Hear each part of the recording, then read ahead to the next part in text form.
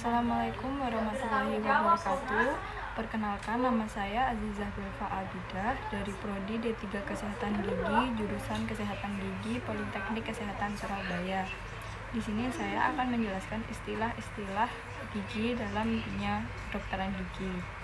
Yang pertama ada median line. Median line adalah garis yang membagi antara rongga mulut sebelah kiri dan rongga mulut sebelah kanan. Lalu ada horizontal line. Horizontal line adalah garis yang membagi antara rongga mulut bagian atas dan rongga mulut bagian bawah. Lalu ada mesial surface. Mesial surface adalah permukaan gigi yang dekat dengan median line di sebelah sini. Lalu ada distal surface adalah permukaan gigi yang jauh dari median line yang ada di sebelah sini. Lalu ada maxilla. Maxilla adalah rahang bagian atas. Lalu ada mandibula adalah rahang bagian bawah. Selanjutnya adalah superior, adalah gigi bagian atas. Lalu ada inferior, adalah gigi bagian bawah. Lalu ada anterior, adalah gigi bagian depan. Lalu ada posterior, adalah gigi bagian belakang. Lalu ada sinistra, adalah bagian kiri. Lalu ada dextra, bagian kanan. Lalu ada occlusal, adalah gigi bagian belakang yang digunakan untuk mengunyah. Lalu ada incisal. Incisal adalah gigi depan yang digunakan untuk memotong makanan. Selanjutnya ada labial surface. Labial surface adalah permukaan gigi yang paling dekat dengan area bibir di sini. Lalu ada buccal surface. Buccal surface adalah permukaan gigi yang dekat dengan pipi, bagian pipi. Lalu ada palatal surface adalah permukaan gigi yang paling dekat dengan langit-langit mulut. Lalu ada lingual surface adalah permukaan gigi yang paling dekat dengan lidah. Selanjutnya adalah bagian-bagian pada gigi. Yang pertama ada crown, mahkota. Lalu ada neck, leher. Lalu ada root adalah akar. Lalu ada enamel. Enamel adalah lapisan paling luar pada gigi yang paling keras dan berwarna putih, jadi yang ini. Kalau ada dentin, dentin adalah lapisan gigi yang berada di bagian setelah enamel yang coklat ini. Lalu ada pulpa, pulpa adalah ruang pulpa yang bersihkan syaraf, yang ini. Lalu di sini ada DEJ atau dentin enamel junction, adalah batas antara enamel dan dentin. Lalu di sini ada gingiva. Gingiva adalah gusi. Lalu ini adalah cementum. Cementum adalah lapisan yang melindungi akar. Selanjutnya adalah foramen apikal, adalah titik pertemuan antara akar di bagian sini dan akar yang bagian sini. Lalu ada CAG. CAG adalah cementum enamel junction, adalah batas antara enamel dan juga cementum. Lalu di sini ada root canal. Root canal adalah saluran akar yang berisikan pembuluh darah dan juga vena. Lalu ada ligamen periodontal.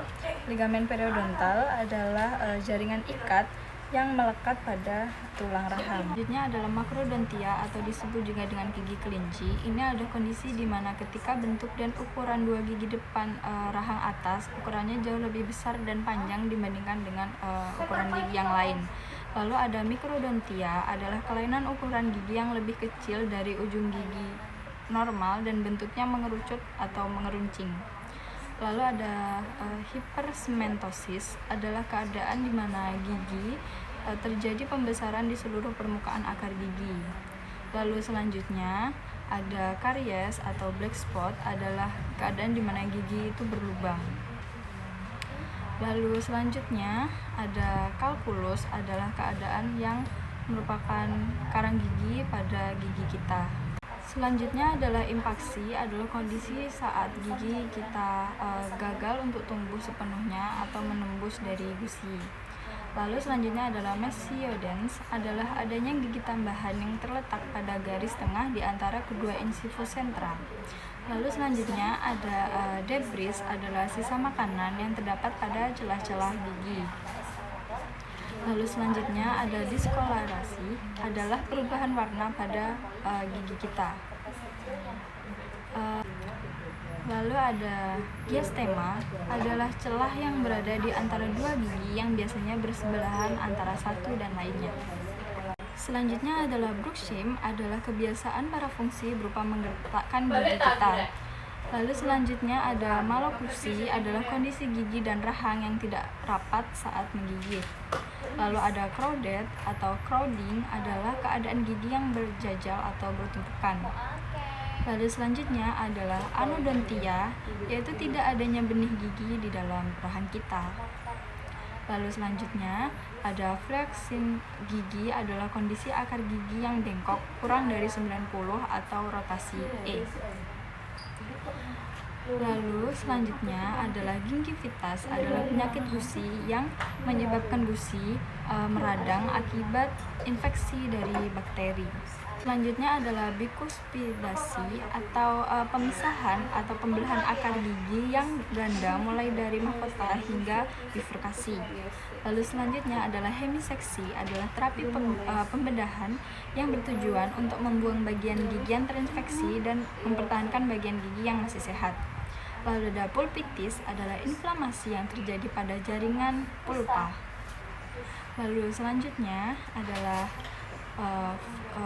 fusion gigi, adalah kelainan di mana dua gigi bergabung menjadi satu pada bagian lapisan pelindung gigi atau email. Selanjutnya adalah dilaserasi, adalah kelainan bentuk pada gigi yang melengkung.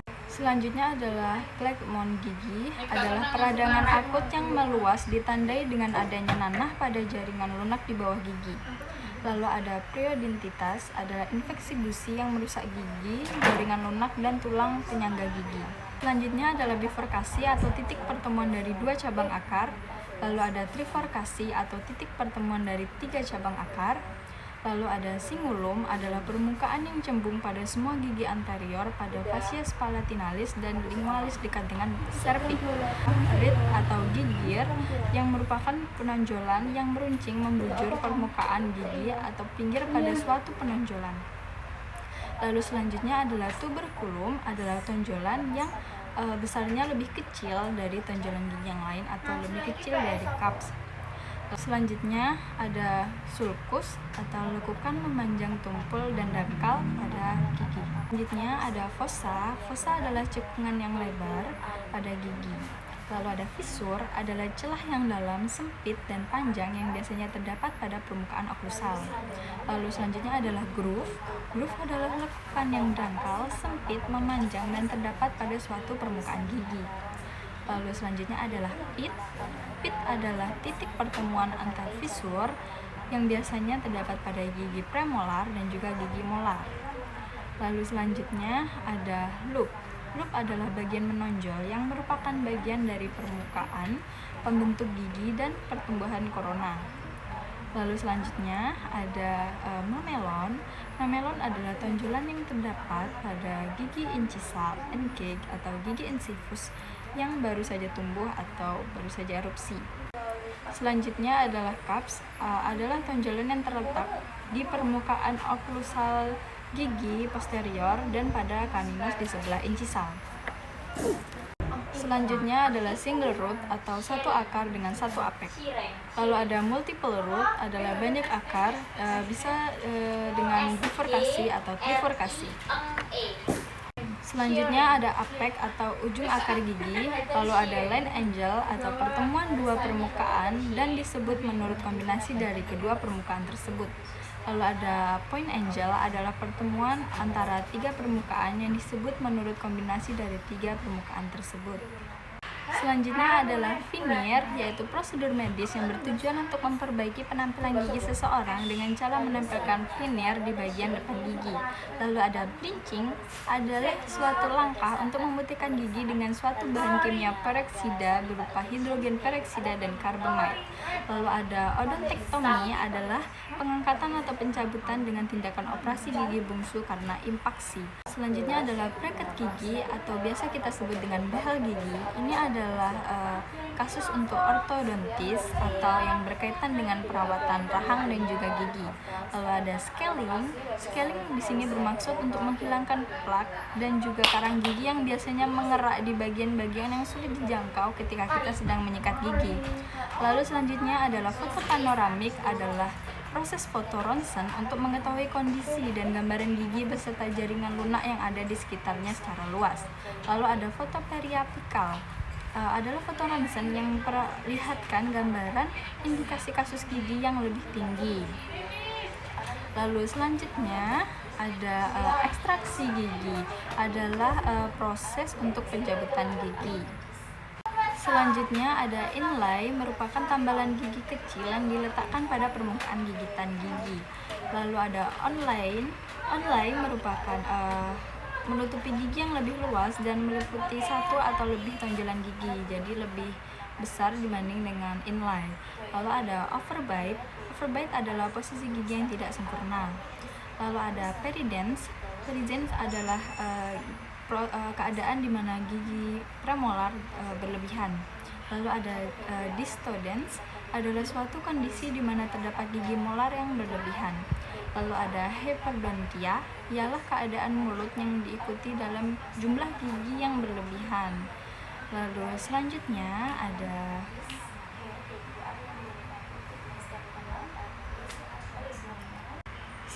adalah alat-alat pada klinik gigi. Yang pertama ada Nierbekan, yang berfungsi sebagai tempat diletakkannya alat-alat kedokteran gigi. Lalu ada sonde, fungsinya yaitu untuk memeriksa apakah ada gigi yang berlubang dengan cara menggerakkannya pada permukaan gigi.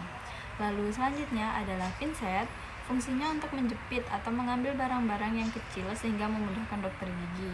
Selanjutnya ada eskavator, yang biasanya alat ini digunakan untuk mengambil sisa-sisa makanan atau kotoran untuk membersihkan area gigi yang berlubang. Lalu selanjutnya adalah kaca mulut. Kaca mulut atau spiegel berfungsi untuk melihat permukaan gigi yang sulit dilihat secara langsung. Lalu ada lekron, adalah alat digunakan untuk mengukir malam atau wax untuk pembuatan gigi palsu. Selanjutnya adalah probe, adalah alat yang digunakan untuk menandai, mengukur satu atau sisi dari gusi. Lalu ada spatula, adalah alat yang digunakan untuk memadatkan atau mengaduk semen. Lalu ada handpiece, adalah alat untuk mengambil gigi. Lalu respatorium adalah alat bedah gigi untuk bagian molar 3 yang miring. Lalu ada microbrush, adalah sikat gigi untuk gigi. Selanjutnya adalah abrasi gigi, adalah kondisi terkikisnya gigi secara mekanis. Lalu selanjutnya adalah pocket, adalah ruang antar gingiva dan gigi yang terbentuk karena rusaknya pelekat akibat iritasi oleh plank dan karang gigi yang mengeluarkan toksin. Lalu selanjutnya adalah homodontal, adalah kondisi gigi keligi yang mempunyai bentuk yang sama. Sekian dari saya, Azizah Belva Abidah. Apabila ada salah katanya saya mohon maaf. Wassalamualaikum warahmatullahi wabarakatuh.